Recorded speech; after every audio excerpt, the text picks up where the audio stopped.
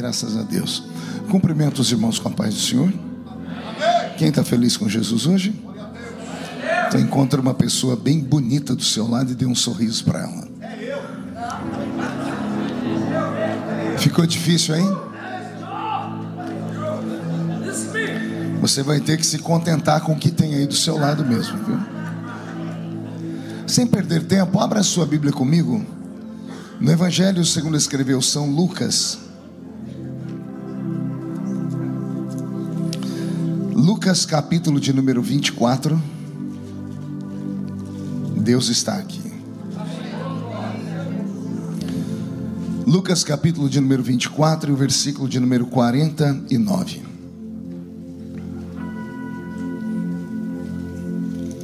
Deus é bom. Na sequência nós vamos ler no Evangelho de João e depois no livro de Atos dos Apóstolos. Então não feche a Bíblia, tá bom? Um verso em cada livro. Lucas 24 e 49, quem encontrou, diga amém. E eis que sobre vós eu envio a promessa do meu Pai. Ficai, porém, na cidade de Jerusalém, até que do alto sejais revestidos de poder. João capítulo de número 20. O livro sequente. João capítulo de número 20.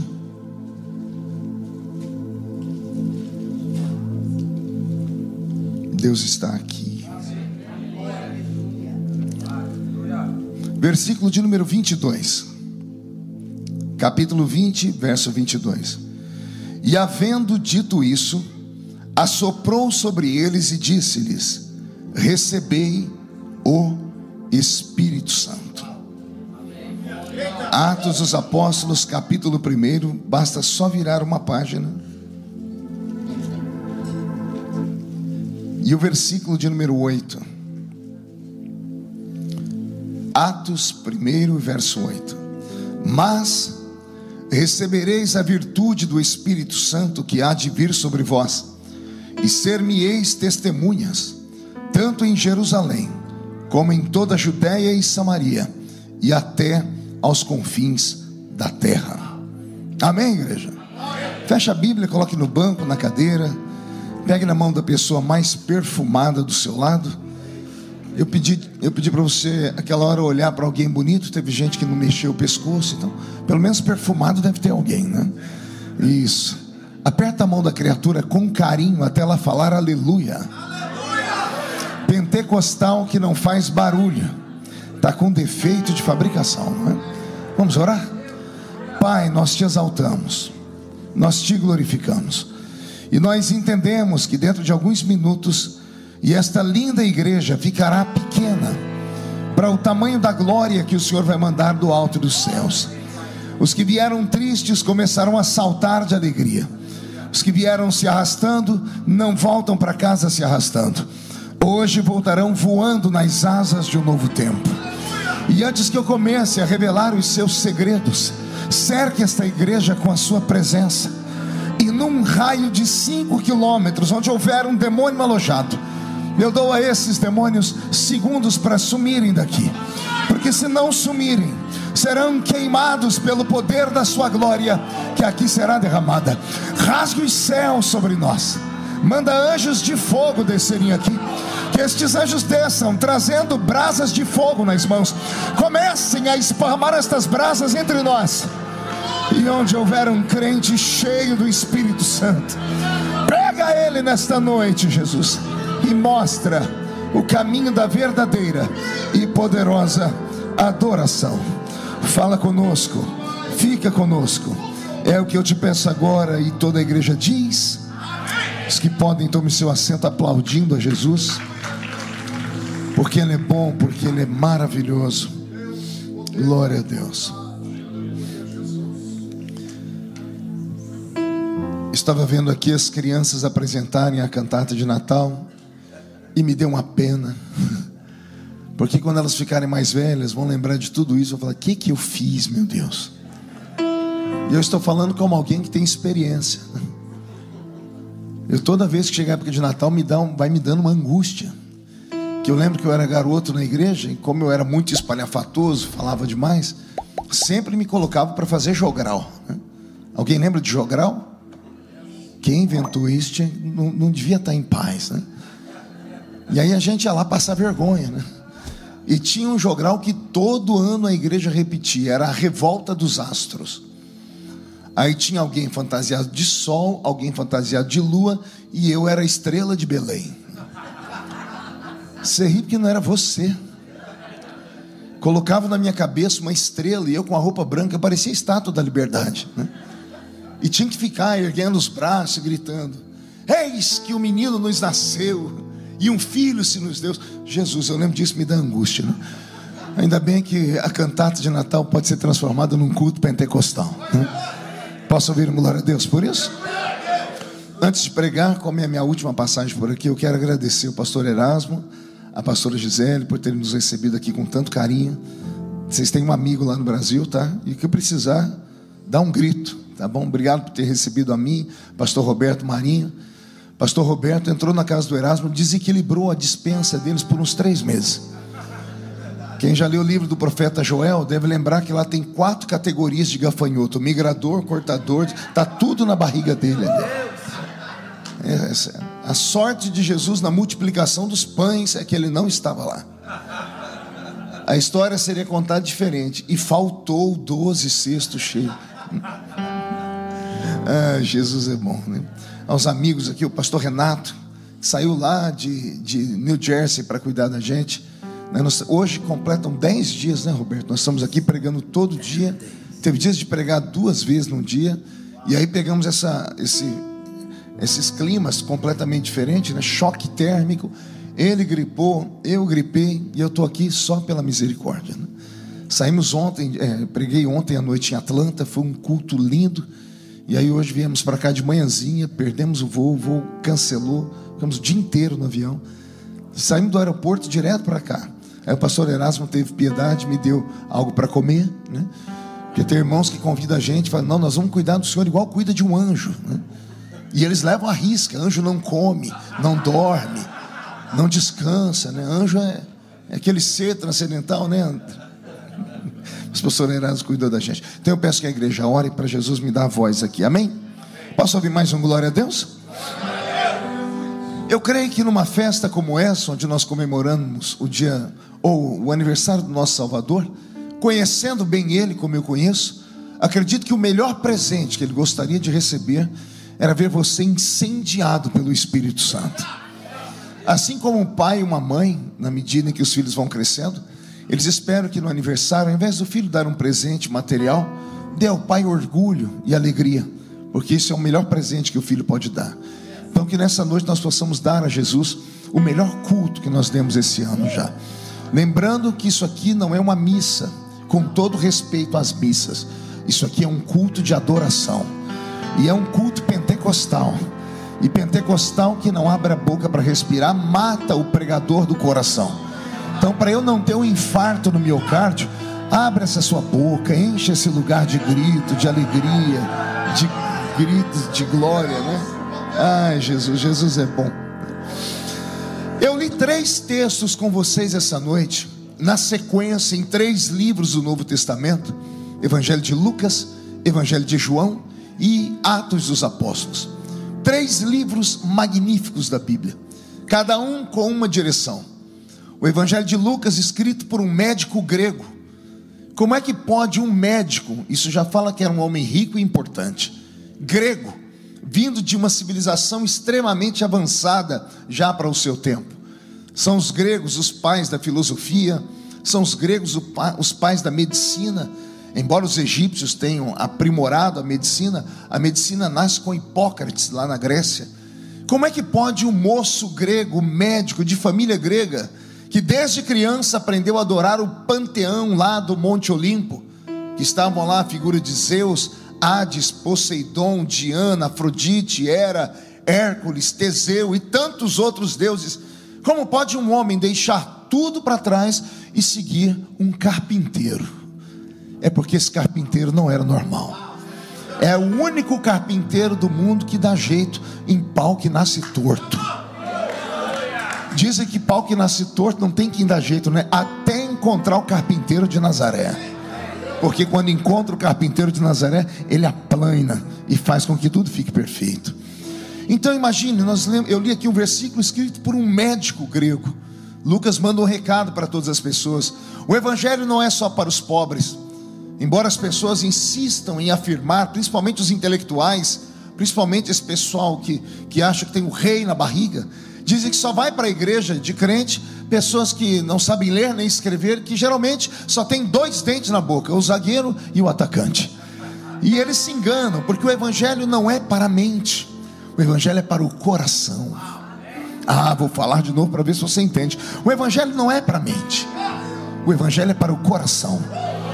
Porque se você ficar filosofando muito no culto, dizendo to be or not to be, that's the question, você nunca vai entender nada, porque não tem como entender a atmosfera que aqui está. Eu sei que hoje você está aqui na América, em Deerfield, você está sentado perto de uma pessoa que tem dólar no bolso, a pessoa já sabe até falar how are you, e ela esconde de onde ela veio, lá do oco do bambu, né, lá onde o Judas perdeu a bota, uns 5 coqueiros para frente de Bagdá. Eu, por exemplo, vim da Vila Tatu. Não ri não, porque como é que é, Senhor? Tem alguém que vem aqui da esquina do sovaco sujo, né? E aí a criatura vem para cá, fica toda bonita, bela, fala inglês, tem dólar no bolso, mas se não tiver um pouquinho de vida dentro do coração, pode terminar os seus dias como algumas pessoas têm terminado. Pessoas que têm dinheiro, têm beleza e acabam tirando a sua própria vida. As pessoas sempre se questionam por que as estrelas de Hollywood se matam. Me lembro quando morreu aquele ator que fez aquele filme Patch Adams, um filme lindo que toda a igreja deveria assistir. Era o Robert, como é que era o nome dele, Roberto? Como? Robin Williams, não era Robertson, não. Robin Williams. Ele era muito querido. Veja só, ele tinha quase 1,90 m de altura. Os seus cabelos eram americanos, os seus olhos eram claros, ele tinha beleza, ele tinha riqueza, ele tinha fama, ele tinha o mundo aos pés dele. E quando ele morreu, eu seguia no Twitter e os amigos escreveram: o que te fez fazer isso, amigo? Você tinha tudo. Quando eu li, eu disse: eles não conheciam ele direito. Então foi Dostoiévski quem escreveu, o grande romantista russo. Ele disse assim: todo ser humano tem dentro dele um vazio do tamanho de Deus. Pegou aí a palavra? Vou falar de novo. Todo ser humano tem dentro dele um vazio do tamanho do próprio Deus. O dinheiro não supra esse vazio, a beleza não supra esse vazio, mas a presença de Deus supra esse vazio. E é esta presença que nos faz gritar, pular. Tem amigos aqui que vieram essa noite que não são evangélicos. Eu estou vendo ali a Ana Paula, né, que veio a nosso convite. E às vezes as pessoas entram numa igreja como a nossa, Ana Paula, e dizem: por que esse povo grita tanto, né? Lá no Brasil fizeram até piada, né? Um bêbado chegou na porta da igreja e falou assim: por que esse povo está gritando, né? E o diácono falou: porque Jesus está operando. E o bêbado falou: ele não usa anestesia. É por isso que o povo grita desse jeito. Não tem nada a ver com isso.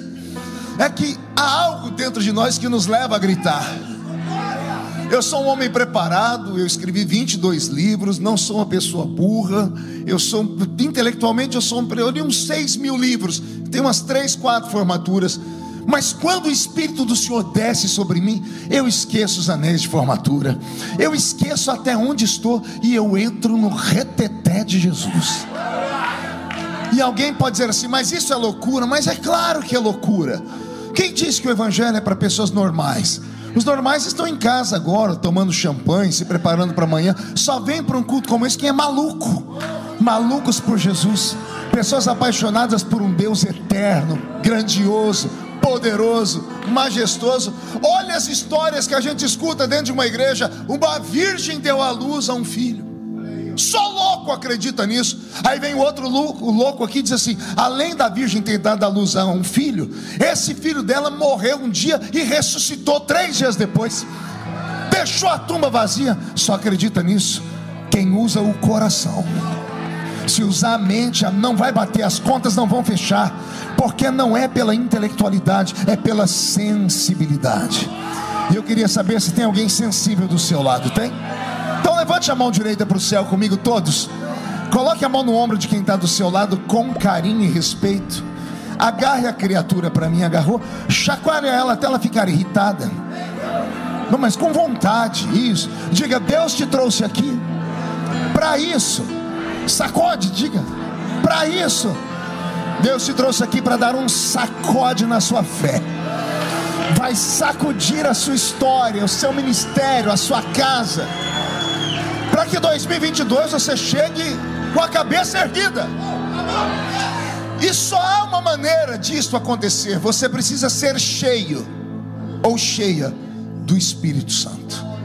Roberto, mude a música para mim. No Evangelho de Lucas, o médico Lucas, ele vai relatar um fato dito pelo próprio Jesus. Jesus estava com seus discípulos e ele disse para eles: ficai em Jerusalém. Ele deu um endereço fixo, ele deu o nome da cidade: ficai em Jerusalém. Não ouvi.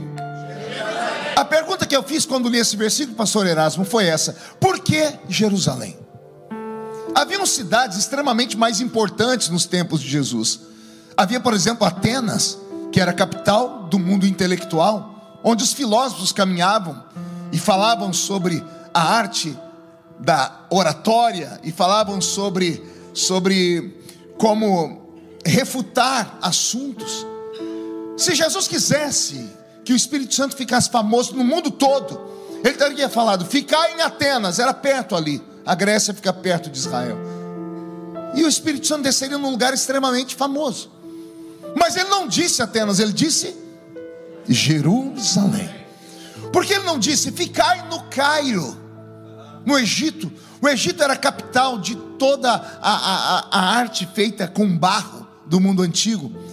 Todos os artistas, os artesãos estavam lá. Faziam eles desenhos, estátuas, vasos. Se Jesus quisesse nascer em uma terra extremamente conhecida desde o mundo antigo, teria ele falado para o Espírito Santo: olha, você vai descer no Egito, então vocês que estão em Israel, é pertinho, é só atravessar a cidadezinha de Tebas e você já está na África e vai encontrar a primeira cidade, que é o Cairo, no Egito. Mas não, Jesus disse: ficai em Jerusalém. Por que ele não disse ficai na Fenícia, que era a capital onde os homens construíam os barcos, e naquela época era o meio de transporte mais rápido que existia e que ligavam mundos, porque ali estavam as pessoas que tinham mais dinheiro. Mas ele não disse ficai na Fenícia, ele disse ficai em Jerusalém. Pergunte a mim por quê? Por quê? Só falo se todo mundo perguntar. Por quê? Porque a palavra Jerusalém significa habitação da paz. Degusta essa palavra. Jesus disse: ficai em Jerusalém, até que do alto sejais revestidos de poder. O poder só vem onde há paz. O Espírito Santo só desce onde há paz. Ele não pode descer sobre muitos que estão aqui, porque o coração de alguns que estão aqui está parecendo Beirute, está parecendo Bagdá, está parecendo a faixa de Gaza. Estão em conflito consigo mesmo, com um amigo, com a família, estão em conflito com o mundo, estão com raiva de Deus, e aí não podem ser cheios, porque o coração está cheio de ódio, de mágoa, de tristeza e de dúvida. Mas se você ficar no lugar certo, Jerusalém significa o centro da vontade de Deus. Quem está no centro da vontade de Deus pode se levantar contra ele 11.000 demônios, 1.000 cairá de um lado, 10.000 cairá do outro, e ele não será atingido. O Espírito Santo pode descer sobre você hoje, porque hoje nós somos a Jerusalém de Deus. Porque o apóstolo São Paulo diz: vós sois o templo do Espírito Santo. Então o Espírito Santo habita dentro de mim e habita dentro de você. Você crê nisso? Então, se o Espírito Santo habita dentro de você, por que você está me olhando com essa cara feia, parecendo que foi batizado num pote de vinagre? Quem tem o Espírito Santo dentro de si, as coisas podem estar dando tudo errado, mas dentro dele há um grito que diz assim: eu sei em quem eu tenho crido, e eu sei que o meu Redentor vive, e em breve se levantará para me socorrer. Lucas então vai usar as palavras do mestre para dizer que Jesus deu o endereço: ficai em Jerusalém, até que do alto sejais revestidos. Diga comigo, revestidos. Memorize essa palavra, porque nós vamos usar ela ali na frente. Então aqui, o Evangelho de Lucas, o médico amado, fala sobre o Senhor Jesus dizendo: ficai em Jerusalém, até que do alto sejais revestidos de poder. Quando eu abro a minha Bíblia no Evangelho de João, no capítulo 20 e no verso 22 que eu li com vocês, Jesus está ressuscitado. Ele já havia aparecido a muitas pessoas, e agora ele marca uma reunião pessoal com os seus 11 discípulos, ou 11 apóstolos, porque o 12º havia se matado, que era Judas o Iscariotes. Judas se enforcou e terminou seus dias mal. Mas 11 discípulos, que foram transformados em apóstolos, resolveram continuar seguindo Jesus. Alguns de longe. É claro que eles não foram firmes até o fim. Quem conhece as últimas 12 horas de Jesus na terra vai se lembrar que quando Jesus foi lá para o jardim do Getsemane, somente 3 acompanharam ele: Pedro, Tiago e João. 9 discípulos fugiram. Sabe por quê? Porque naquela noite Jesus estava tão angustiado que ele pediu para eles cantarem um hino com ele, e ele nunca tinha cantado com eles. Naquela noite, quando terminaram de cantar um hino, Jesus disse: será que vocês podem orar comigo? E antes disso ele havia dito: um entre vós vai me trair aqui. Então 9 discípulos fugiram. Dos 9, um era Judas, que foi vender o Senhor Jesus. 3 discípulos ficaram ao lado dele, e os 3 que ficaram ainda não eram convertidos de verdade. O próprio Jesus disse a Pedro: um dia você vai se converter. Eu conto histórias de Pedro que eu deixo todo mundo escandalizado. O apóstolo São Pedro, aquele a quem Jesus deu a chave da igreja, o apóstolo São Pedro andou ao lado de Jesus 3 anos e meio endemoniado, possesso por espíritos malignos. O dia que Jesus revelou que o tempo dele estava chegando na terra, ele disse: é chegada a minha hora. Pedro se levantou e disse: tem pena de ti mesmo, Senhor. Jesus apontou o dedo para ele e disse: para trás de mim, Satanás. Olha só, Jesus não disse: para trás de mim, Zé Pilintra, Exu Caveira. São os demônios mais famosos, né? Inclusive no Brasil eles aparecem na televisão e falam no microfone ainda, né? Tem umas igrejas ricas lá que entrevistam eles toda hora, né? Olha o que estava dentro de Pedro: Satanás, Lúcifer, a estrela da alva, a estrela da manhã, o próprio diabo dentro de Pedro.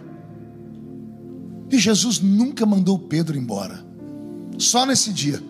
E mesmo assim não mandou Pedro embora. Ele disse: para trás de mim, Satanás. Pedro fica, porque Pedro é importante para mim. E o diabo foi embora.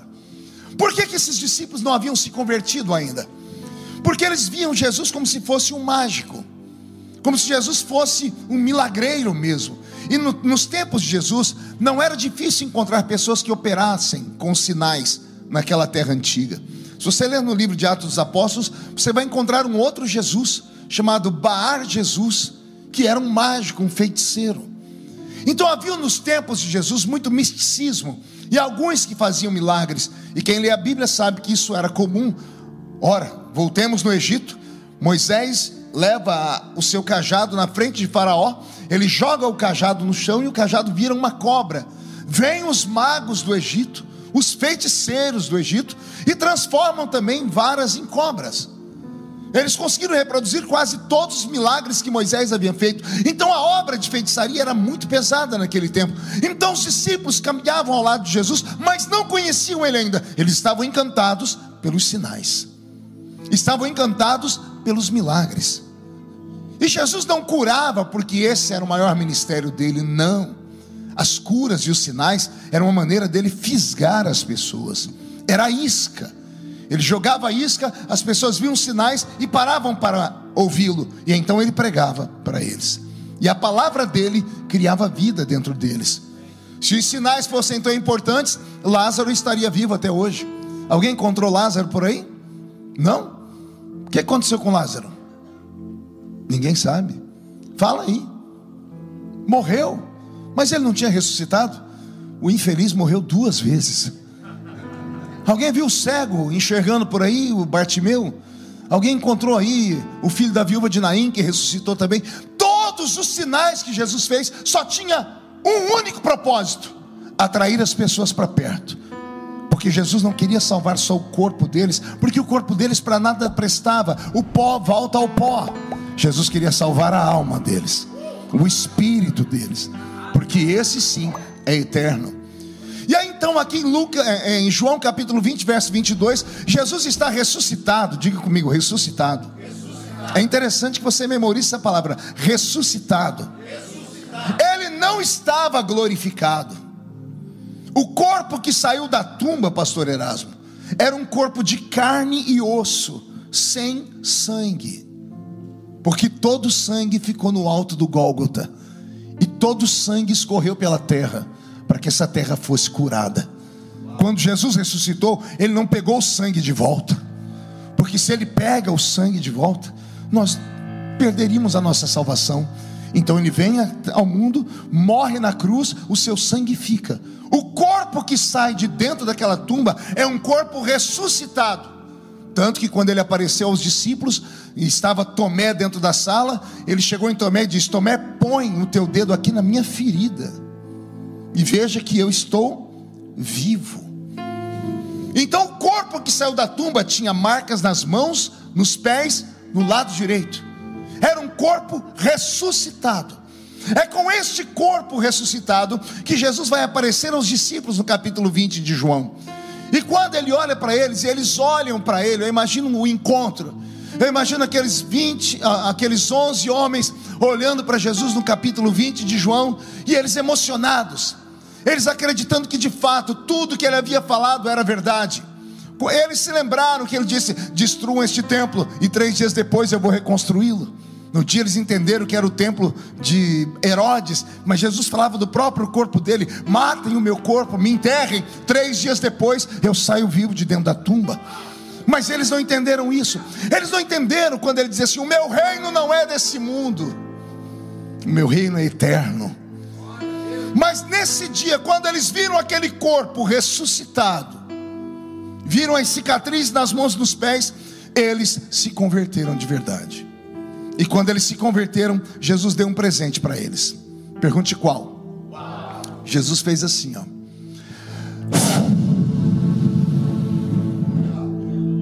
Está escrito: e tendo soprado sobre eles, disse: recebei o Espírito Santo.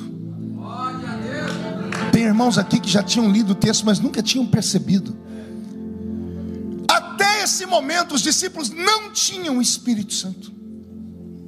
Eles operavam, curavam enfermos, multiplicavam pães e peixes por causa da presença de Jesus que estava com eles. Era a unção de Jesus repartida com eles. Eles ainda não tinham encontro com o Espírito Santo, porque não eram convertidos, eram convencidos. Muda a música, Roberto, e olha para quem está do seu lado, diga: vai doer só um pouquinho. Duas palavrinhas que são muito confundidas no nosso meio: a palavra conversão e a palavra convicção. A palavra convicção se dá aqui. Muitas pessoas são atraídas para o nosso meio por causa da nossa filosofia de vida. O crente não bebe, não fuma, não rouba, não mata, não adultera, pressupõe que ele não faça nada disso. Então eu quero estar num ambiente assim, principalmente quando é família. Família quer estar agregado com pessoas que levam a vida direita. Muitos são atraídos pelo nosso estilo de vida. Alguns vêm porque o patrão, afinal de contas, deu emprego para ele, é da igreja, então vamos lá fazer uma moralzinha com o chefe. Os filhos vêm porque a mãe prometeu: ó, se você for na cantata de Natal, que é a coisa mais chata do mundo, eu prometo que eu te levo no McDonald's depois do culto, e você vai comer lá um Big Mac.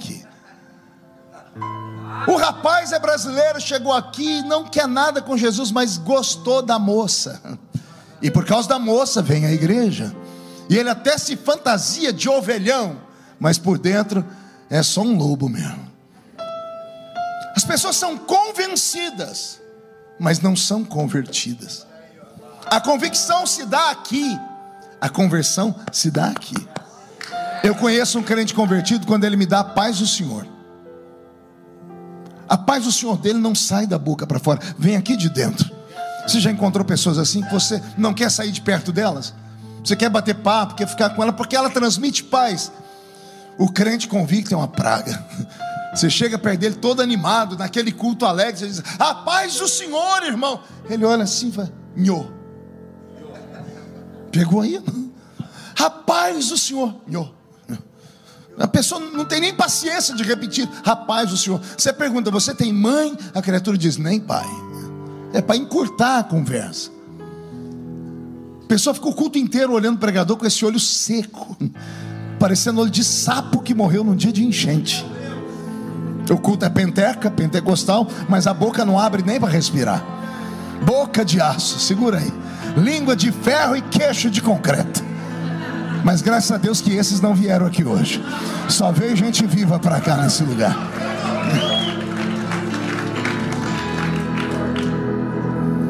Eles eram convictos até aquele momento. A conversão, ela não é instantânea, ela é progressiva. Assim como a santificação, ela é progressiva. O encontro com Jesus é instantâneo, mas a conversão, se afeiçoar a Ele, se entregar a Ele, conhecê-lo de verdade, isso leva um tempo. E aqui em João 20, Jesus olhou e viu que eles agora estavam convertidos. Eles estavam de fato dispostos a ir até onde fosse preciso. E então, quando Jesus leu a mente deles e o coração deles, Ele disse: agora que vocês estão vazios de si mesmos, eu posso encher vocês. Não tem como Deus encher alguém se a pessoa não se esvaziar primeiro. Por que você acha que as igrejas às vezes não combinam uma com a outra? Por que crentes pulam de igreja em igreja como um macaquinho que pula de galho em galho? São pessoas muito cheias de si. Não, eu não escuto qualquer coisa. Eu não como qualquer coisa. Eu sempre falo: olha, quem vem me ouvir sofre, porque eu só tenho comida para ovelha. Eu não tenho comida para girafa. Girafa é aquele animal bonito, exótico, pescoço comprido, só come frutas bonitas aqui em cima. A pobre da ovelha, se quiser comer, tem que inclinar a cabeça, meter o focinho no meio da relva, da grama. E eu só prego para ovelhas. Se tiver alguma girafinha aqui, vai passar fome nessa noite. Porque o evangelho é simples. Se você não se esvaziar, Jesus não te enche. Se você não esquecer a sua nomenclatura, o seu dinheiro, os seus estudos, a sua beleza, tudo isso pode servir como um bloqueio para Deus te usar. Eu me lembro que lá na nossa terra, quando as irmãs começaram a usar maquiagem, o culto da igreja esfriou. O problema não estava na maquiagem, estava no coração das irmãs, que elas falavam: mas se eu chorar vai borrar, eu vou ter que ir no banheiro. Então elas controlavam as emoções dela. Graças a Deus inventaram maquiagem que dura 24 horas. Deve ter sido um pentecostal que inventou essas maquiagens.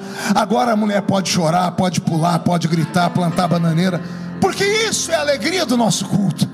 É claro que só pode fazer isso quem está vazio de tudo, porque aí quando entra aqui dentro, o Espírito Santo vai enchendo, e a pessoa não consegue se controlar mais. Olha o que eu me lembrei aqui, pastor Erasmo. Eu, jovenzinho, começando a minha carreira como pregador, morava do lado de uma cidade chamada Morro Agudo, e me tocou o telefone de casa. Eu atendi um pastor lá da cidade de Morro Agudo. Ia da casa do pastor Marco Feliciano. Eu disse: sim, senhor, eu queria convidar o senhor para pregar aqui na minha igreja. Eu falei: pois não, de qual é a sua cidade? Quando ele disse a cidade, eu falei: é vizinha da minha aqui. Sim. Eu falei: qual é o nome da sua igreja? Quando ele disse o nome da igreja dele, me deu calafrio. Eu falei: eu conheço essa igreja. Eu falei: não é aquela igreja tradicional, histórica? Ele disse: é essa mesmo. Eu falei: o senhor não ligou para o pregador errado, não? Não, você não é o Feliciano que pula, grita, planta bananeira, sai correndo no meio da igreja quando fica louco. Naquela época eu fazia, hoje eu não dou mais conta, né? Dia desse o Erasmo falou: dá um golpe daqueles de Kung Fu. Eu fui tentar, travou a coluna. Porque não é você, bocó, né? Eu envelheci. Viu, Isis? Cuidado, né? Então olha só. Aí ele me ligou. Eu falei: o senhor tem certeza? Ele falou: tenho, porque eu preciso que você venha aqui. Eu disse: mas por que um pastor tradicional, histórico, está convidando um pentecostal? Ele disse: eu vou lhe contar, mas não conta para ninguém. Eu não prometi, por isso que eu estou contando aqui. Ele falou: eu sou um pastor que estudei nos Estados Unidos, fiz um seminário com Henrietta Mears, que foi uma das professoras que atuou ao lado do pastor Billy Graham em alguns institutos batistas aqui da América. Tive preparo filosófico, vim aqui como missionário para o interior. A minha família veio antes, fizemos um trabalho lindo. Nós temos uma igreja aqui com 400 pessoas, mas ultimamente está me dando tristeza no culto, porque o culto é tão silencioso que as pessoas dormem, e tem alguns que só acordam porque a cabeça vai e bate no banco da frente. Eu falei, não é só aí não, tem umas igrejas nossas que estão parecidas com isso também, né? Aí eu falei, tá, mas e o senhor quer que eu vá? E por quê? Ele disse, porque, moço, eu estava aqui um dia desse desesperado, eu no alto dos meus 65 anos, dobrei o joelho para dormir, orei e disse, Senhor Deus, eu faço a oração de Abacuque, aviva a sua obra, aviva a sua obra no meio dos anos a notifica, na ira lembra-te da misericórdia. Abacuque capítulo 3 verso 2. E ele disse, Gerardo, que fez a oração e dormiu. Quando ele dormiu, ele disse que ele se viu em um lugar que era uma sala de aula. Ele estava sentado em uma carteira, na frente de uma lousa, um homem de branco com um giz na mão, sorridente para ele, dizendo, você está pronto? E ele disse, pronto para quê? Para o avivamento. Ele falou que ele teve um susto, que ele acordou sentado na cama dele, suando frio. Ele acordou, a mulher dele diz, mulher, eu tive um pesadelo, ora por mim. Eu tive uma visagem, vi um anjo e achou que era pesadelo. Ele disse que ele levantou, foi na cozinha, bebeu água, dobrou o joelho e falou, Senhor, me liberta dessas coisas, eu quero algo sério, eu quero um avivamento sério. E dormiu. Quando ele dormiu, foi transportado para o mesmo lugar. Ele falou que dessa vez o homem não estava sorrindo, estava sério, de braço cruzado, com o giz na mão, dizendo, você está pronto? E ele disse, não tem como sair daqui. Ele diz, não tem, porque não partiu do céu, partiu de você. Como assim? Não foi Deus que te ofereceu o avivamento, foi você que pediu o avivamento. E quem pede, recebe. Quem bate, a porta abre. Quem procura, acha. E ele disse, então tá, o que é que eu tenho que fazer? O homem sorriu, disse, eu vou escrever algumas coisas aqui nessa lousa, que é as primeiras coisas que você tem que aprender. E ele, quando olhou na lousa, o homem escrevia numa velocidade incrível, não eram palavras, eram riscos, tracinhos, pontos, desenhos, parecia aquelas escritas do egípcio, aquelas escritas, hieroglifos. Eles pareciam aquilo, e eu falei, mas eu não consigo nem soletrar isso. O homem disse, é por isso que eu estou aqui.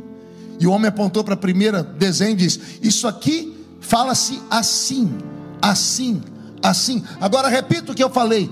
E ele falou meio truncado, disse, não, tem que falar certo. Voltou e disse, repita essas palavras. Quando ele falou a frase inteira, ele disse que ele acordou sentado na cama, falando as línguas estranhas que os crentes pentecostais falam. Vou falar de novo.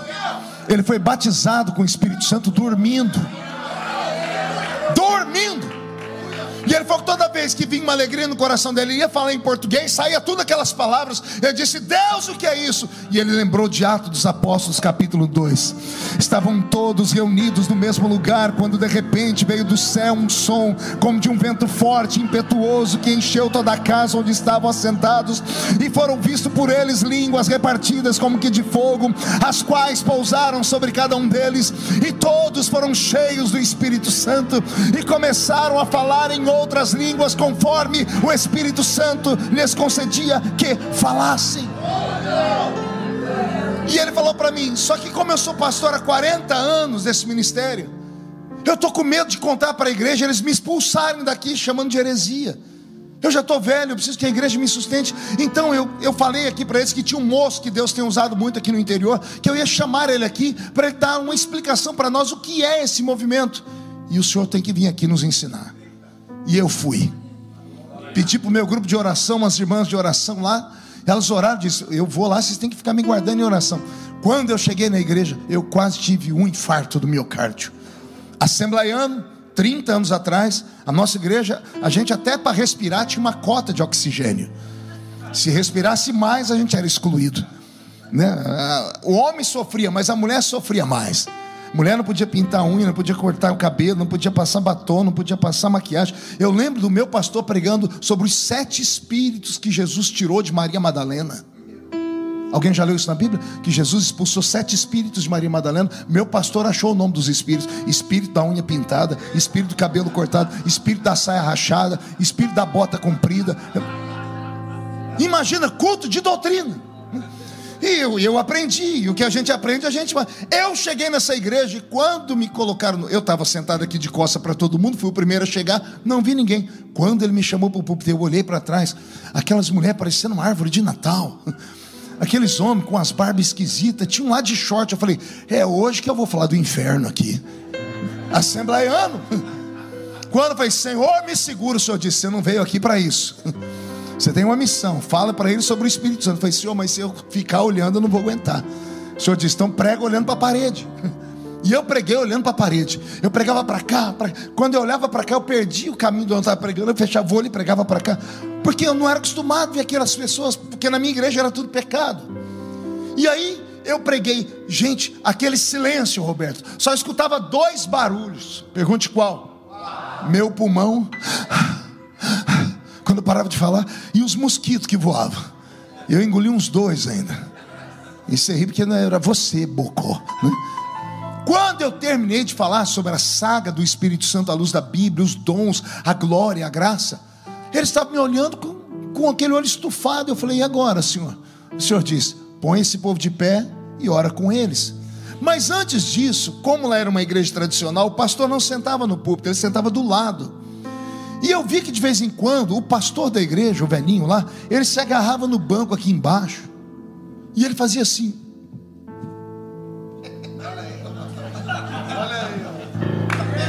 Os diáconos levavam água para ele, abanava, porque ele não contou para ninguém, achava que ele estava passando mal. Hoje eu entendo. Quando você recebe o Espírito Santo, a sua vida muda completamente. Você pode estar na igreja que for,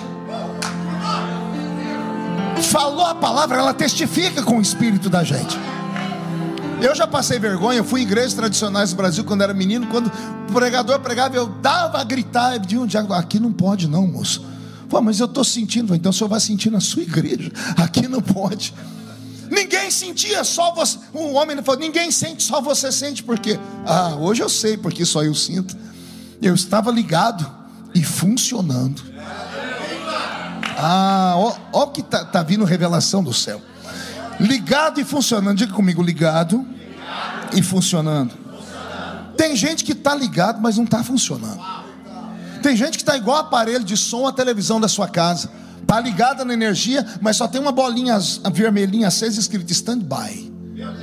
Está ligado, mas não funciona. Só tem um jeito de funcionar. É alguém pegar o controle e apertar aquela teclinha power. Não é assim que está escrito lá? Power, poder. Aí o que está ligado vai funcionar. Tem alguém funcionando do seu lado aí? Isso, então se alegra. É o aniversário do dono dessa igreja hoje. E aí, quando eu vi aquele homem fazendo aquilo, eu falei, meu Deus, é só eu e ele aqui. E essa multidão. O povo ficou em pé. E eu falei, e agora, Senhor? O Senhor disse, chame à frente os que acreditaram. E eu chamei. Veio uma mulher na frente, uma senhora, ela devia ter assim uns 380 anos.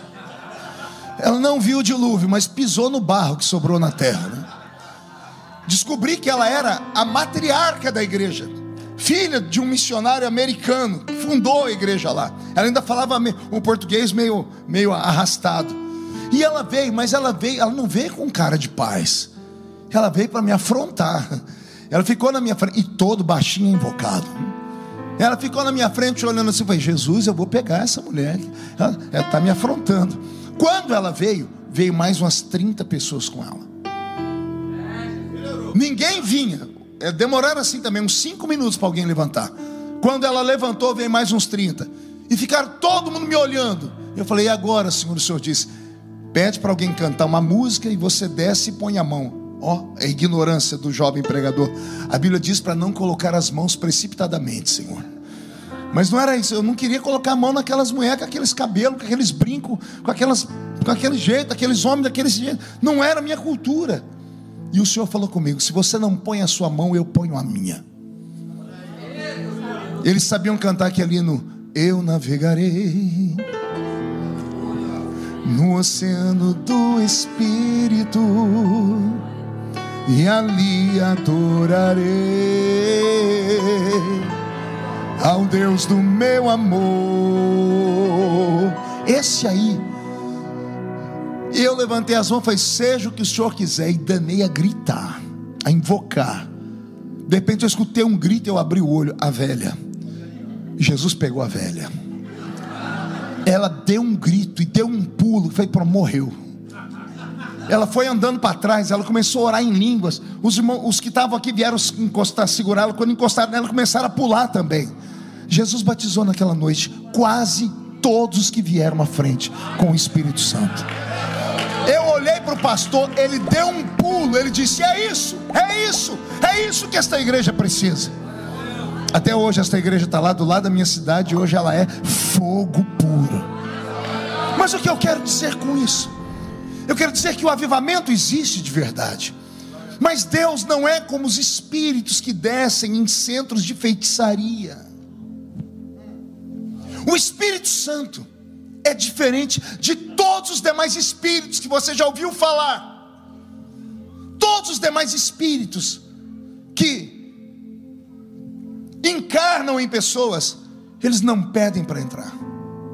E quando eles entram, eles dominam a mente das pessoas. Quem já foi aqui em algum centro de feitiçaria sabe do que eu estou falando.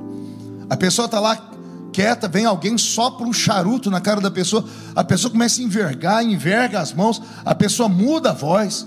A pessoa tem uma voz tranquila, de repente está falando: eu estou vendo o que você está fazendo.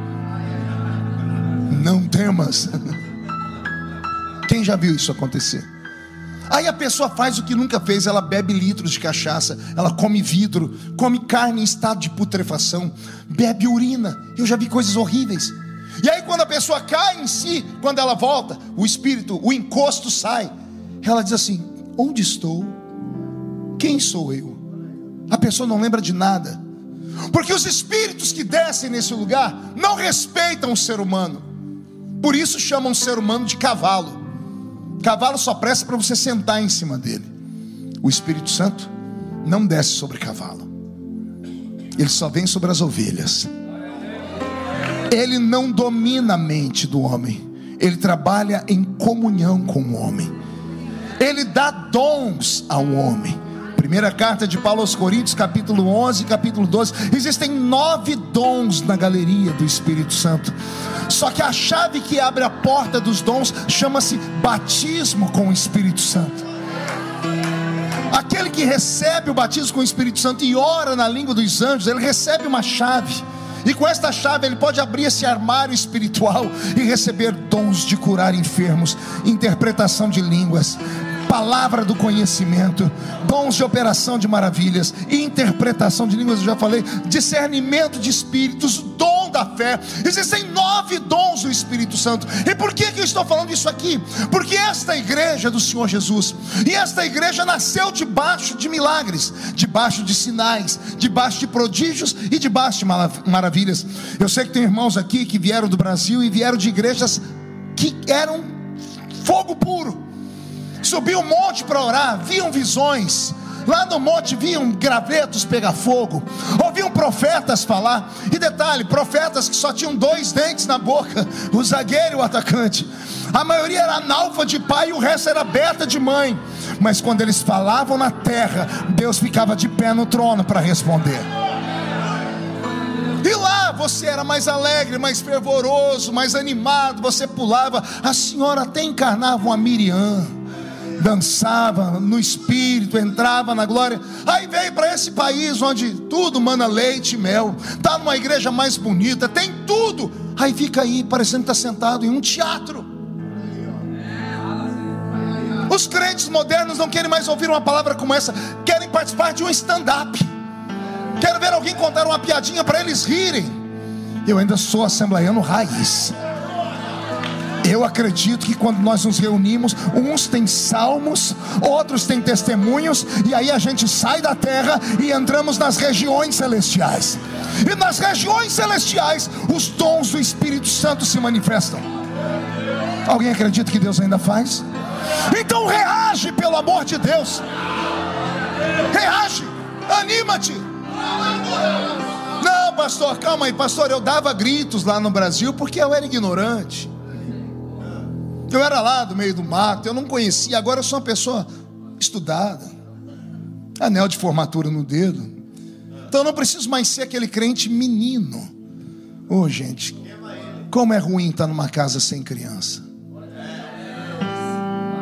Como é ruim estar numa casa linda, bonita, mas sem criança. Início da minha chamada, fui pregar no Paraná. Eu imagino, eu nasci na Vila Tatu, criado numa casa de 2 cômodos com 12 pessoas. Na minha casa, panela e pinico era uma confusão. Ora, a panela estava debaixo da cama, o pinico estava em cima do fogão. Pobreza extrema. Aí eu começo a pregar, André, Deus me leva lá para o Paraná, eu vou ficar na casa do irmão muito rico. Mas o homem era rico com força. E aí ele quis me hospedar na casa dele. Eu me lembro que quando eu acordei, eu fiquei 3 dias na casa dele. Na primeira noite, gente, eu andava pelo corredor da casa dele fazendo um sinal da cruz. Um mausoléu, uma casa gigante, aqueles corredor meio escuro. Música de terror, Roberto. Eu andava assim para ir no banheiro, passei perto de um espelhão, eu olhei no espelho, tinha um cara lá que me olhou também. Eu saí correndo. E pobre, né, da Vila Tatu, pobre tem o olho na ponta do dedo. Você já vai entender. Dia seguinte ele foi me levar para conhecer as coisas dele. Isso aqui é um vaso da dinastia Mindi. E eu já fui logo botando o dedo. Ele disse, não pode botar a mão não, pastor, é muito sensível. É porque pobre vê com o dedo. A gente quer ver, a gente quer tocar, né? O olho do pobre está aqui. Eu não podia tocar em nada. Na mesa que a gente foi jantar, ele me deixou numa ponta e os 2 ficaram na ponta de lá. Não tinha celular na época, tinha que ficar gritando, tá me ouvindo aí? Muito ricos. Aí eu fiz uma pergunta que eu deixei eles tão tristes. Eu falei assim, vocês não têm filhos? A irmã baixou a cabeça assim, nós não temos, eu sou estéril. E eu vi a tristeza naquela casa. Do que adianta estar numa casa bonita, onde tem tudo e não tem uma criança para fazer festa? Semana seguinte fui pregar em Araras, interior de São Paulo. Do púlpito eu reconheci um irmão que era da minha cidade. Por que eu fui reconhecer? Irmão Cido Mota. Ele, irmão Marco. Ele abriu porque só tinha um dente. Eu mudei para cá, Jesus está me ajudando, abençoando. Vamos ficar lá em casa? Eu falei, vamos. Oh meu Deus. Cheguei na casa dele, 3 cômodos. Era ele, a mulher, eu acho que uns 8 filhos. É porque o bom crente não cria família, ele cria uma tribo. Era a tribo dos Mota. E eu dormi no sofá dele, né? Porque não tinha nem cama para dormir, mas tudo bem, eu acostumado com isso, deitei na cama. O duro foi que na segunda noite, eu estava já fora de casa há muito tempo, eu senti um calor. Eu sonhei com a minha esposa, eu juntei. Quando eu juntei era o cachorro do miserável. Um cachorro sarnento. O bicho me deu umas 3 lambidas na boca. Você ri porque não era você. No 3º dia eu já estava engatinhando e os moleques tudo nas minhas costas, brincando. A intimidade é uma benção, né? Quem é sogro aqui sabe do que eu estou falando. O genro chega lá a primeira vez, não conversa com ninguém, mão no meio da perna. Sim senhor, não quero comer, não quero beber. 3 meses depois, está fazendo xixi com a porta do banheiro aberta, dando a casa da gente. A intimidade. 3 dias depois, na casa do irmão Cido, a molecada estava sentada em cima do meu cangote. Nós fomos comer, elas fizeram comida lá. Eu peguei um torresmo. Quando eu puxei o torresmo, ele estava amarrado num outro torresmo, com um cabelo. Eu falei, porco não tem cabelo desse tamanho. É sério. Acabou os refrigerantes. No último dia a menina falou, vou fazer um suco de limão para nós, pastor. E ela fez na minha frente, pegou pedra de gelo, pegou aqueles limão cravo, espremeu, botou açúcar, mexeu com a colher, enfiou a colher de novo. Meu Deus. Na terceira vez, o senhor quer? Eu falei, eu acho que passou a sede. Mas pense na hora de dormir. O irmão Cido chamou a esposa e as crianças. Pastor, antes da gente dormir, a gente faz um cultinho nosso. 8 crianças cantando o hino da harpa. Um deles dando testemunho, o outro falando, Jesus é bom, você é pregador igual o Senhor. Aquilo foi enchendo a minha alma de alegria. E eu falei, a alegria da casa não é a riqueza. A alegria da casa é a paz e a família unida. Então, se você veio para cá e amadureceu, por favor, cuidado para não apodrecer. Porque o próximo passo, depois do amadurecimento, é o apodrecimento. Então eu estou aqui para te dizer, não tem nada a ver com você hoje ser uma pessoa mais culta, mais equilibrada. Não, você esfriou. Está faltando azeite na sua botija. Você perdeu a sensibilidade com Deus. Você se acostumou com o ritmo dessa terra. Você caminhou por onde não devia. Você tocou onde não devia. Você fez aquilo que o Senhor não se agradou de você. E é por isso que você entra aqui dentro frio e sai daqui congelado. Você anda tão frio na igreja que os irmãos sentam do seu lado, 5 minutos depois eles pegam resfriado. Tem crente que acontece milagre no culto, cai neve em cima dele. E esse não é o nosso culto. O nosso culto é um culto de alegria. Primeiro, porque o nosso Cristo ressuscitou. Segundo, que a fé pentecostal ainda está dentro de nós. Terceiro, porque quando você entrou por aquela porta, você não percebeu, mas Ele estava lá. O Espírito Santo estava lá. Quando você passou por Ele, eu imagino Ele como uma criança animada, ansiosa, apertando as mãozinhas, dizendo: quem sabe é hoje que eu volto para dentro dele. Quem sabe é hoje que eu volto para dentro dela. Quem sabe hoje ela volta a falar em línguas, a profetizar, a interpretar as línguas. Se você der esse presente a Jesus hoje, esse será o seu melhor Natal aqui nessa terra. Eu posso ouvir agora não um grito, mas um berro de glória a Deus. Um berro.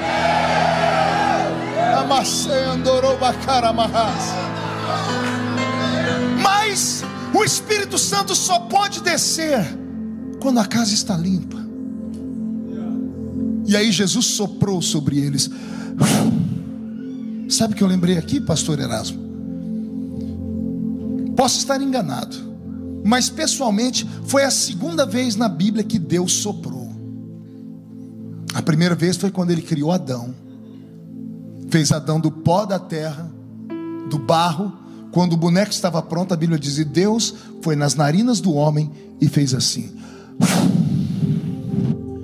E Adão se ergueu para ser o rei da terra. E Deus disse a ele: dominai a terra, sujeitai a terra. O Espírito que Deus deu a Adão não foi só o fôlego de vida. O Espírito Santo passou a habitar dentro de Adão. Por que é que você acha que Adão não enxergava a sua nudez? Ele era burro por acaso? Era cego? Não. É que como Deus soprou dentro dele o Espírito Santo, o corpo de Adão, mesmo sendo um corpo de carne e osso, era um corpo que brilhava, igual o corpo de Jesus, quando ele estava no Monte Tabor, com Pedro, Tiago e João, o trio parada dura. O Senhor diz: fiquem vocês aqui, os outros 9 não podem vir não. Não basta ser discípulo e apóstolo, tem gente que não pode ver a glória de Deus, só pode ver quem tem intimidade com Ele. Por isso ele só chamava Pedro, Tiago e João. Olha os 3 de novo, os 3 que foram com ele no Getsemane, os 3 que entraram dentro do quarto da filha de Jairo quando ela estava morta. São os 3 que Jesus vai chamar para um canto. Aí Jesus diz: fiquem vocês aqui que eu vou me afastar. A distância de um tiro de flecha. A Bíblia diz que Jesus abriu os braços e o corpo dele começou a brilhar como o sol, no monte da transfiguração. O corpo dele brilhou e ele flutuou, voou. E quem é que apareceu no céu para falar com ele? Elias e Moisés. Pastor, Jesus se transformou em Deus? Não, porque ele era Deus.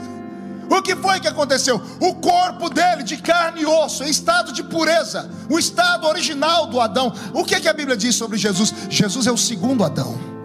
A Bíblia Sagrada diz: assim como o pecado entrou pelo primeiro homem, pelo último pecado saiu dele. Assim como Adão perdeu, veio Jesus para resgatar. O brilho que Adão perdeu no Éden, Jesus veio devolver para todos nós. A física rege o mundo e a química rege a física. A lei da física, interpretada pela química, diz que 4 são os elementos que dão origem à vida. São eles: vento, água, terra e fogo. Os 4 elementares, os 4 elementos principais. A junção desses 4 elementos criou-se a vida. Nós chamamos isso de átomos. Então átomos é a matéria, e a matéria é feita de terra, água, vento e fogo. Amém até aqui? Deus criou o homem do barro, terra com água. 70% desse corpinho que está do seu lado aí é feito de água. 77% da massa cinzenta que temos aqui é feita de água. Nós não bebemos água para viver, mas sim para sobreviver, porque nós precisamos da água. Deus pegou a terra, misturou com a água. Então o homem tem dentro dele terra, tem dentro dele água. Aí vem Deus e sopra o vento na narina de Adão. Então o homem original tem terra, água e vento. Aí no dia de Pentecostes,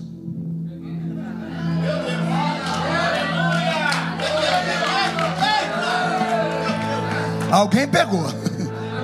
Aí no dia do Pentecoste foram vistos por eles línguas repartidas como que de fogo, as quais pousaram sobre cada um deles, e todos foram cheios do Espírito Santo. É por isso que o diabo não suporta um crente cheio do Espírito Santo. Todos os seres humanos têm terra, têm água, nem todos têm o vento do Espírito. Mas até os crentes que têm terra, água e Espírito, o diabo os encara. Mas o diabo não encara um crente que tem fogo.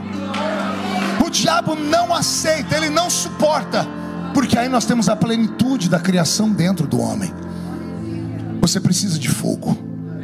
Mas não é fogo estranho. Não é fogo fátuo. Eita, que só está vindo revelação hoje. Alguém sabe o que é fogo fátuo? Pergunte a mim, o que é, pastor? Só fala se todo mundo perguntar.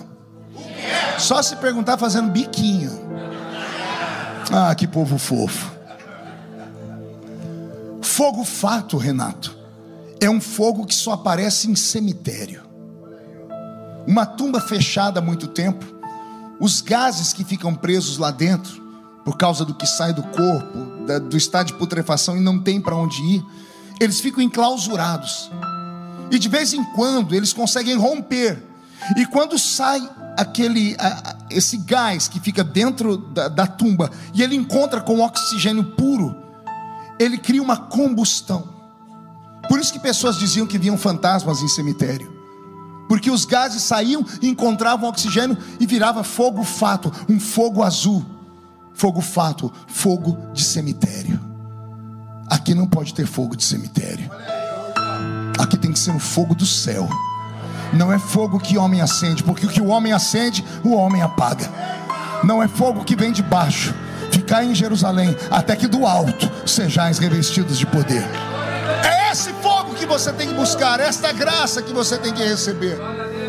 E aí Jesus soprou sobre eles. Jesus fez o quê? E sabe o que eu entendo? Quando Jesus soprou, eles respiraram. Assim como Adão, Jesus sopra o Espírito Santo sobre eles e eles respiram. E o Espírito Santo vem morar aqui dentro deles. Pergunte para quê? Para vestir o homem. O homem sem Deus está nu. A nudez é símbolo do pecado. Por isso que quando Adão pecou, ele viu que estava nu. O homem é coberto quando ele se converte. Na conversão genuína, o Espírito Santo entra e ele cobre a pessoa com uma espécie de camisa. Aí a pessoa é vestida. Ali em João 20 e versículo 22, Jesus vestiu os discípulos porque eles se converteram de verdade. Recebei o Espírito Santo. Eles respiraram. O Espírito Santo entrou dentro deles. E aí eles foram salvos. Pode abrir a mão direita comigo? Pode bater no peito e dizer assim: aqui dentro o Espírito Santo habita para a minha salvação. Aqui dentro o meu nome pode ser escrito no livro da vida, se o Espírito Santo morar aqui.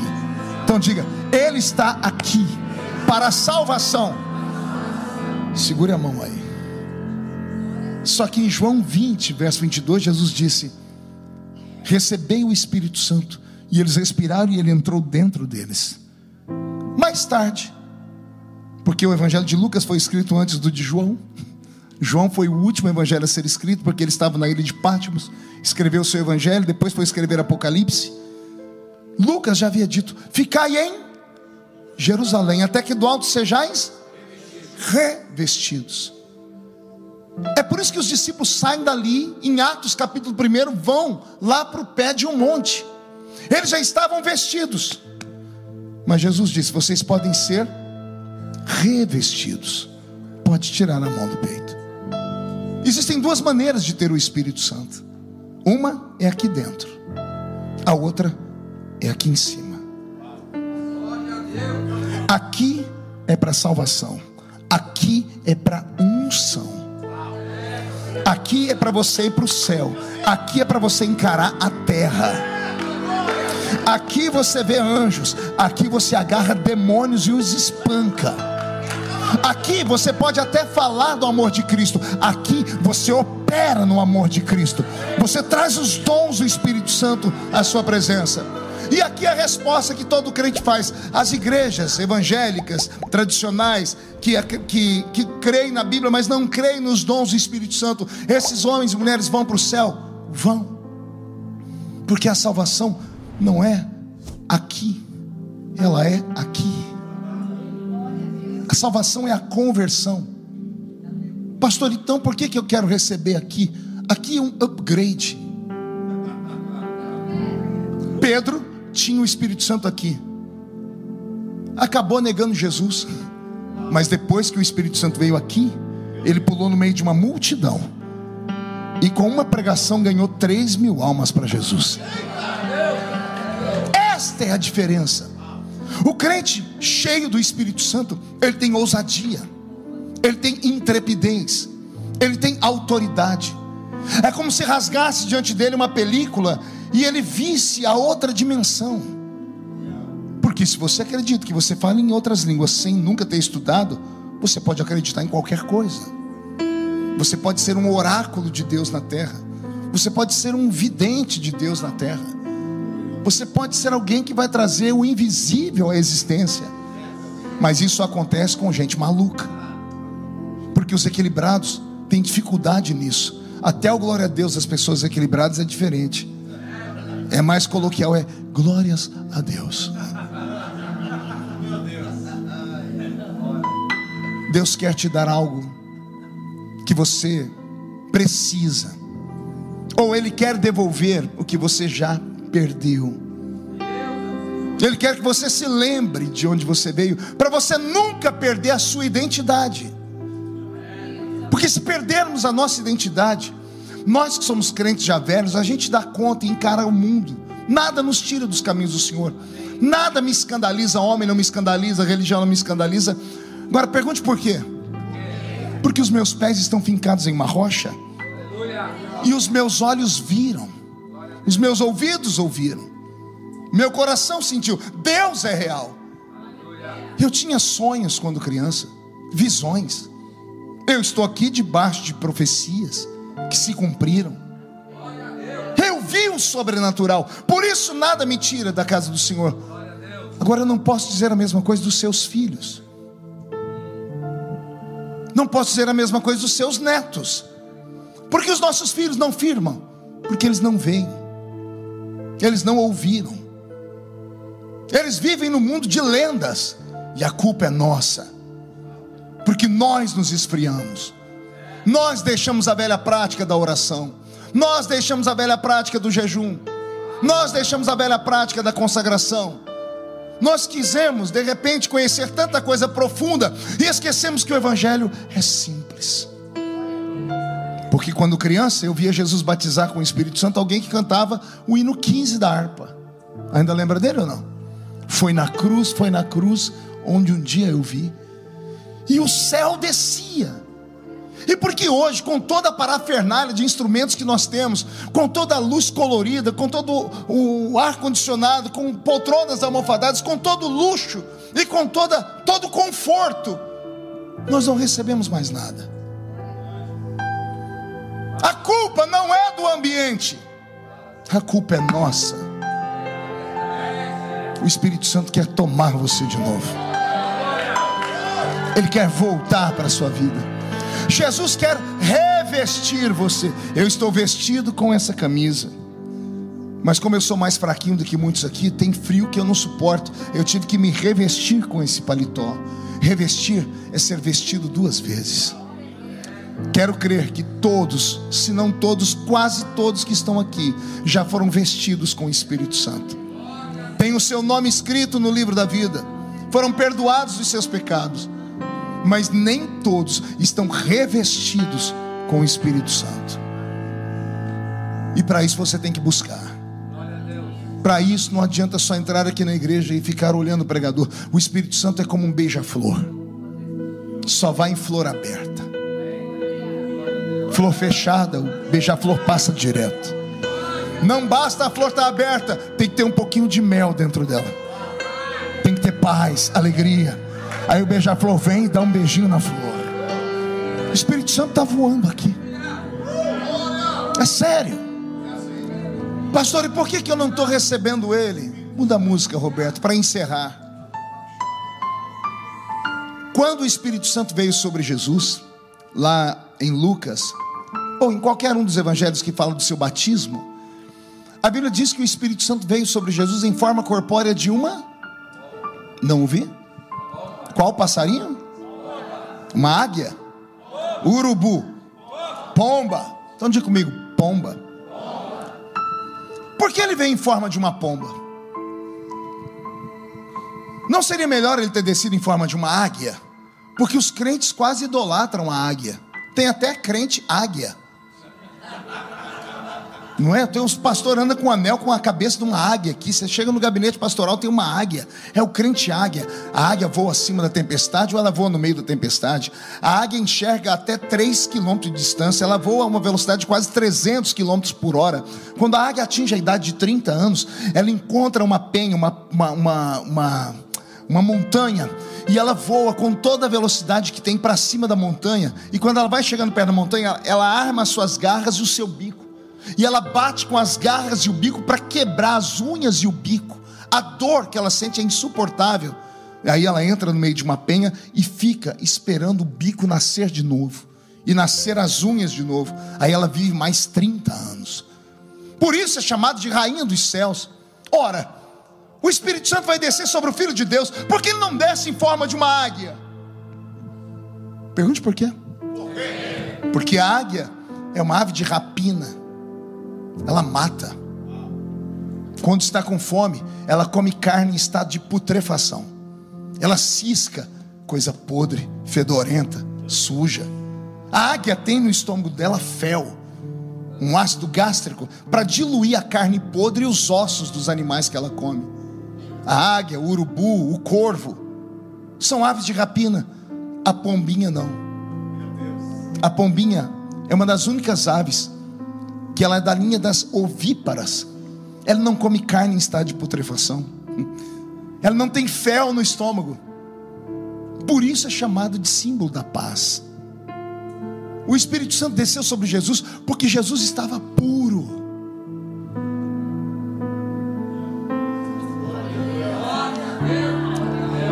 Ele já não desce mais entre nós porque não há pureza. Cada um de nós tem uma história em particular, e cada um de nós faz coisas que desagradam a Deus. E ultimamente as igrejas não falam mais de nada errado, porque se falar de coisa errada o povo desvia. Mas não existe culto se não houver arrependimento. O evangelho tem que confrontar o ser humano. A pessoa tem que se sentir incomodada quando entra em uma igreja.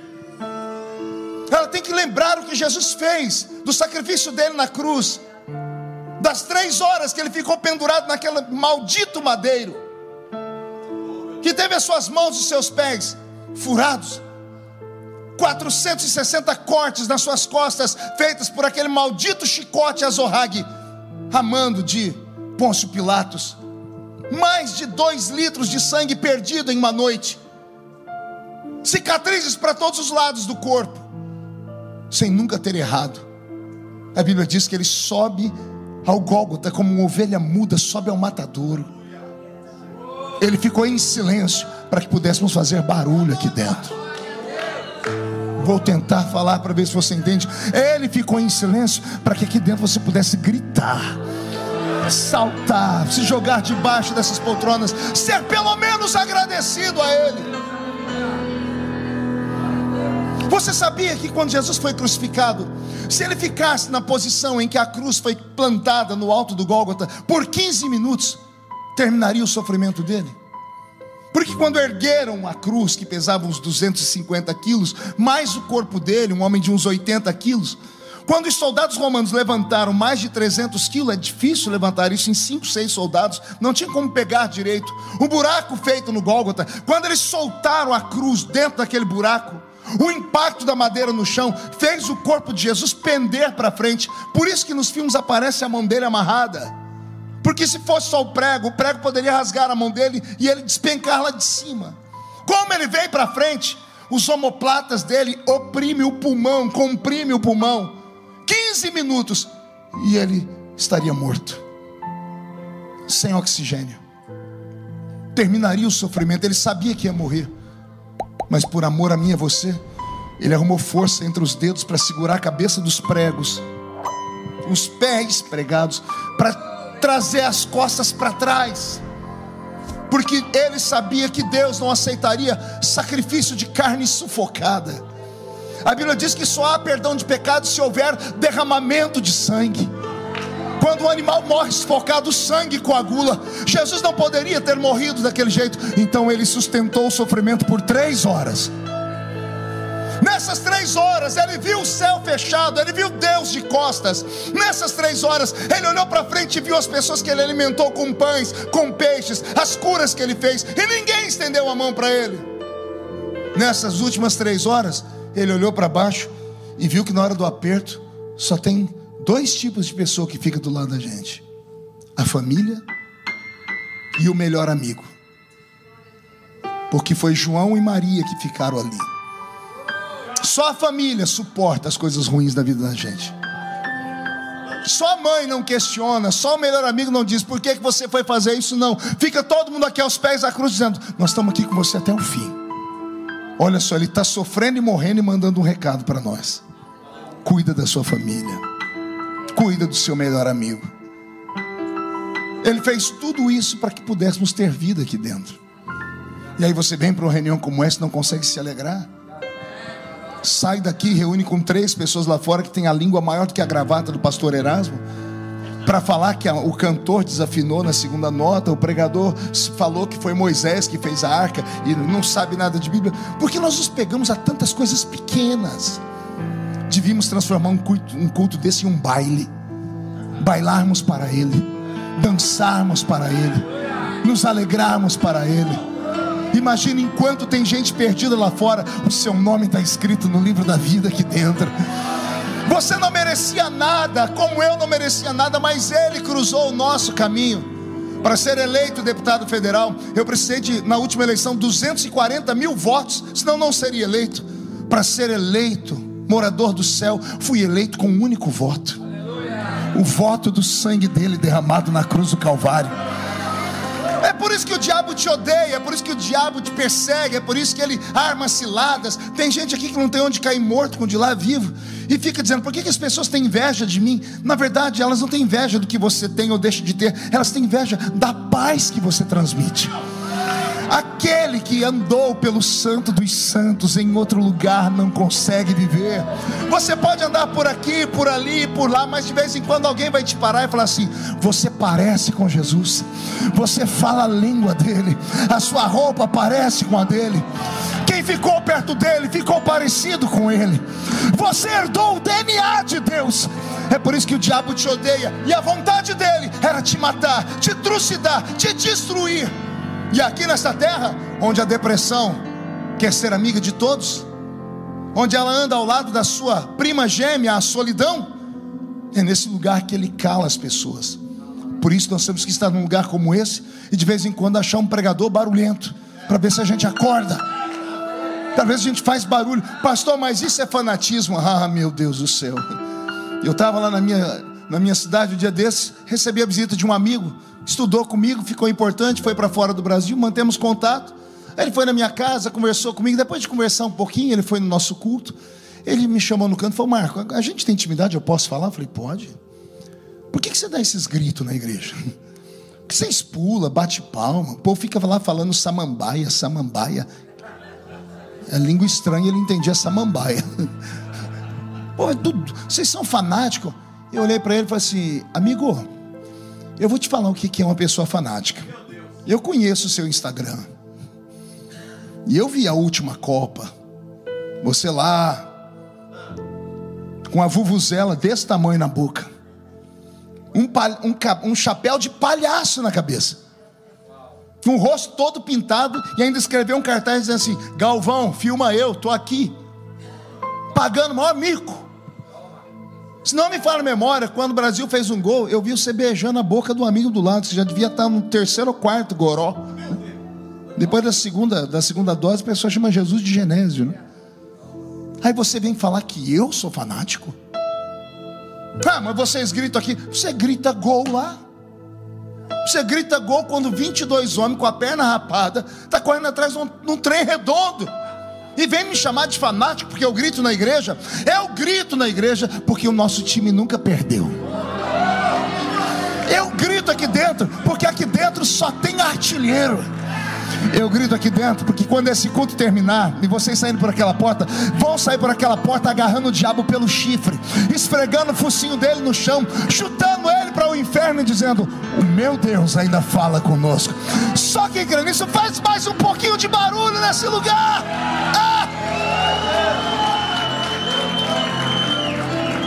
Não se envergonhe do Evangelho de Cristo, porque Ele é o poder de Deus para a salvação de todo aquele que nele crê.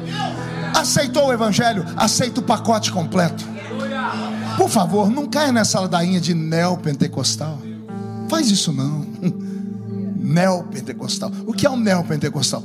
O neopentecostal, não, nós não cantamos esses hinos esquisitos. A gente só canta worship.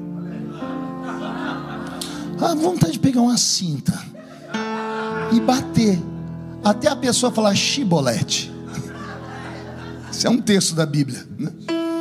É sério. Não, as pessoas, não, pastor, nós adoramos. E eu faço o quê? O senhor grita e pula. E se o meu grito e meu pulo não é adoração, não? Não, pastor, mas worship, os neopentecostais, nossa coisa é mais zen, é mais light. A gente chora. A criatura chora assistindo o filme do Titanic. Quando o Leonardo DiCaprio vai afundar, aquela boquinha azul, a pessoa chora escutando Gustavo Lima.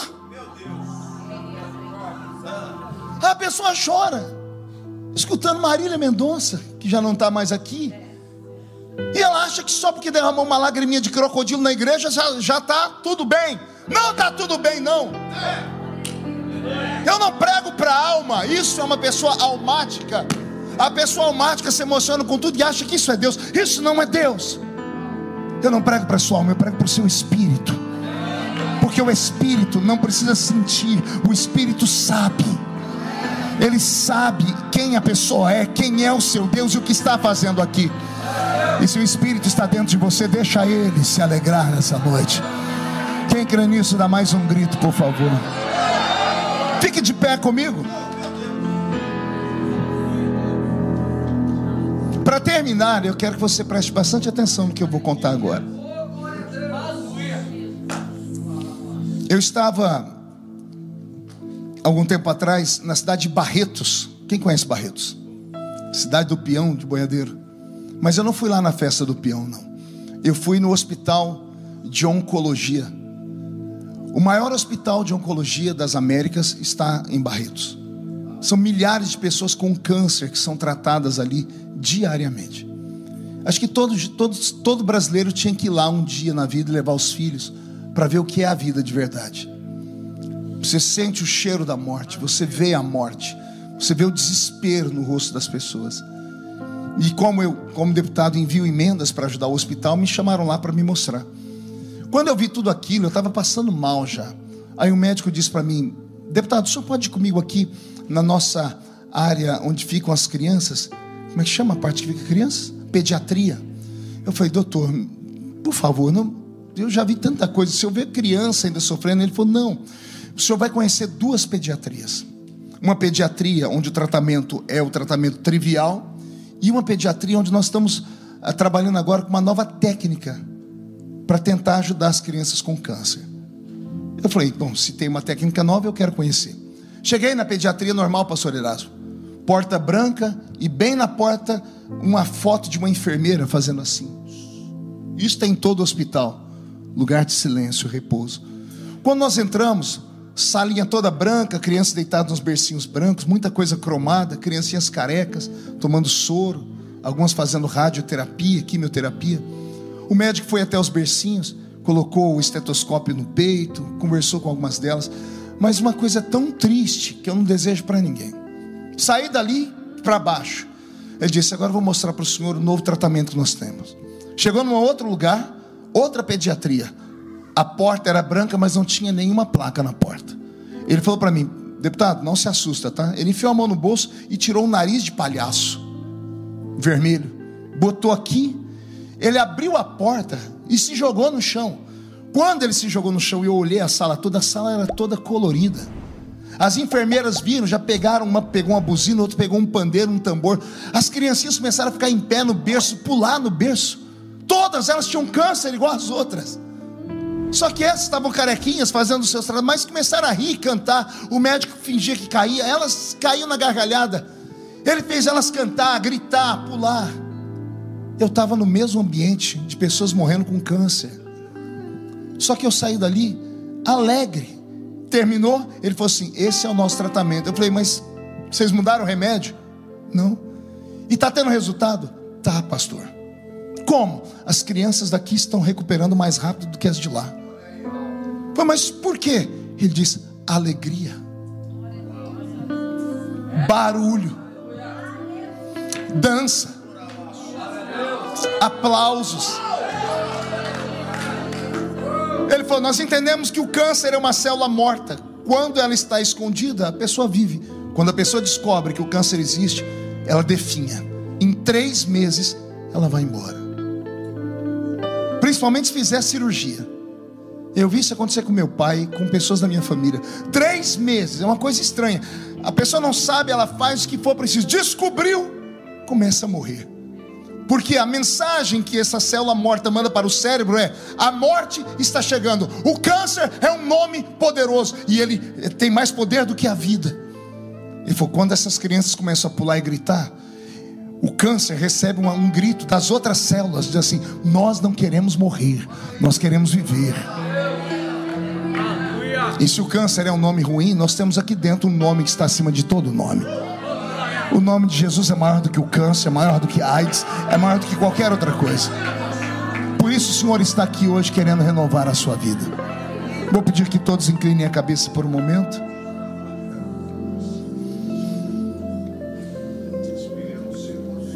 Senhor, a minha oração nesta noite é que para esta palavra que eu aqui preguei, não fique apenas no ar, não fique apenas na mente dos seus filhos, mas que desça para o coração deles, para que os pentecostais raízes que vieram de outro país cheio de fogo não aceite esse estado de caos, porque não é a quantidade de pessoas que faz o ambiente ficar alegre, mas é a sua presença dentro de nós, porque nós queremos viver algo novo.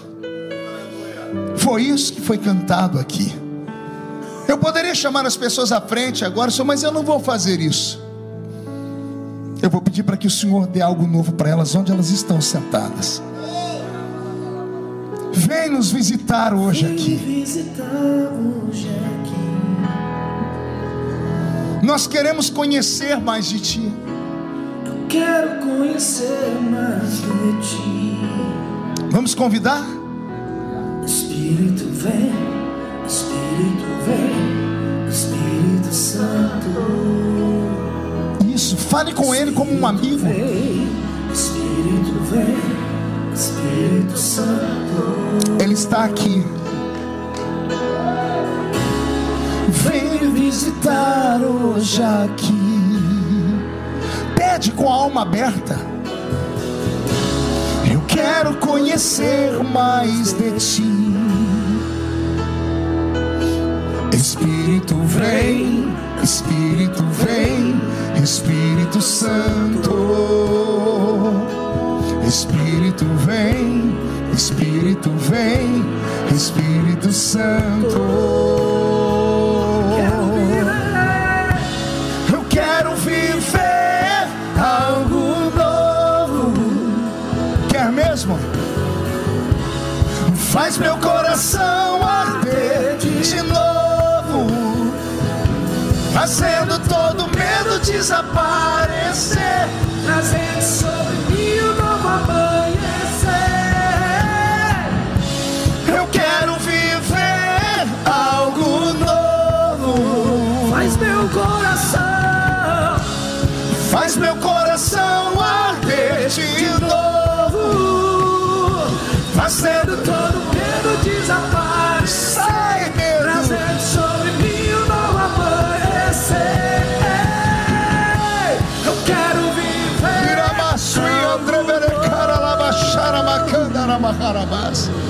Onde houver alguém batizado com o Espírito Santo, renova ele, Pai, renova ela, ali onde estão. Traz de volta o dom de línguas, traz de volta o sinal do batismo com o Espírito Santo. Faz o céu descer sobre este lugar agora. Santo Espírito, desce como fogo. Fogo, fogo, fogo, fogo, fogo, fogo, fogo, fogo, fogo.